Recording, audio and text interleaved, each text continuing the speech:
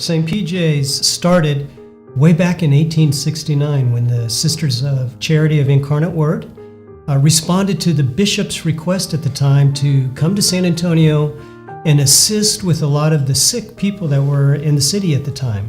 Well, right away, as they started caring for the sick and those people who had children and the parent died, now we had orphans. And so the sisters immediately started taking in the orphan children. So when the sisters were originally running the home, besides providing shelter, a place to sleep, they're also providing the food, and they were providing the education too. And so now we're caring for abused and neglected children. So that's when services had to kind of transitioned a little bit, because now you're caring for kids who've been through trauma issues. And so along the way, St. PJ's, besides its long-term residential care, they started the shelter services, and they started counseling services, and we started prevention services to prevent child abuse in the first place. And now we're also expanding to serving families and caring for children or now young adults once they've aged out of the system too. I can't imagine living the lives that they've lived. I'm very impressed by them, but it's also very painful to talk about. So it takes a while for them to open up. We have snack time, and so they hoard snacks because they don't know when their next meal is coming. And so once they see like, oh, I get snacks here all the time, I'm okay. You see them, okay, I can eat at this time and not have to worry about I need to save it for a later time in case I don't have anything to eat later. They come very guarded. A lot of times they don't know what to expect. So you see maybe a shyer version of their true selves. Whenever kids first get here, it's that, am I safe here?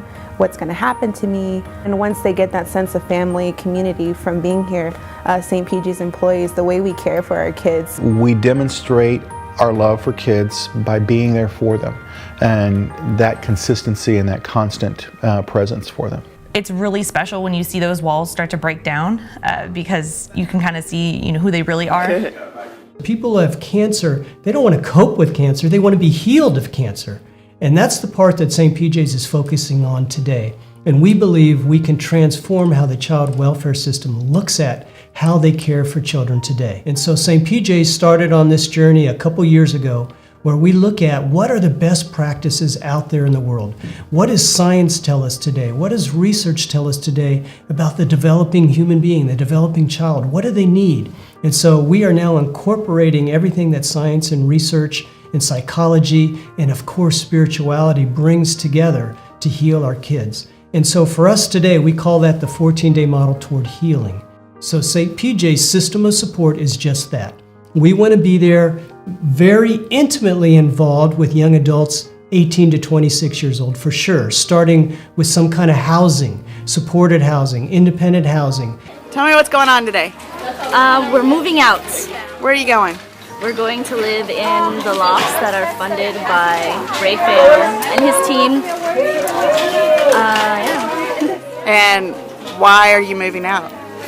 Because we're going to college, and we're starting a new. They have those opportunities to go to college, and so as they leave and they go off to college, it gives us a lot of satisfaction because for a lot of these kids, they may not have gone to college otherwise. We are going to help shape successful adults and end the cycle of abuse and neglect. From now on, in St. PJ's system of support, we want to be there for you for life.